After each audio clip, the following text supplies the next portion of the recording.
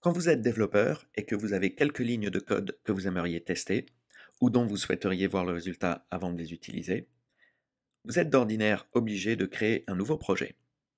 Cela implique la création d'un dossier, avec des fichiers de départ, une interface, des fichiers classes, des fichiers de configuration, bref, que vous développiez sur iOS, Android ou Windows, ceci est le scénario le plus fréquent.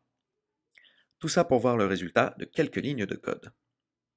Avec Xcode 6, Apple a créé un outil appelé Playgrounds et qui permet d'éviter toute cette procédure et d'encombrer votre ordinateur avec des centaines de dossiers et de fichiers associés. Un Playground pour Swift est un fichier, un seul, qui permet de taper quelques lignes de code et d'en voir directement le résultat sans avoir besoin de compiler le projet et le lancer dans le simulateur. Ce qui est réellement intéressant lorsque l'on utilise Playgrounds, c'est que le résultat du code s'affiche en même temps que l'on tape celui-ci. Playgrounds est donc un outil idéal pour tester du code Swift et également pour apprendre Swift.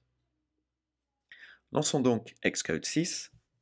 Le premier item dans le menu de raccourci est Get Started with a Playground.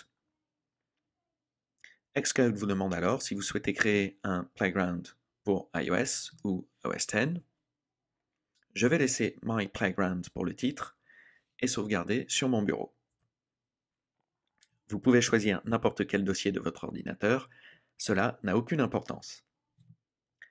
Un playground comprend deux sections. Une section avec les lignes de code, le panneau de résultats dans la colonne de droite. Xcode a écrit deux lignes de code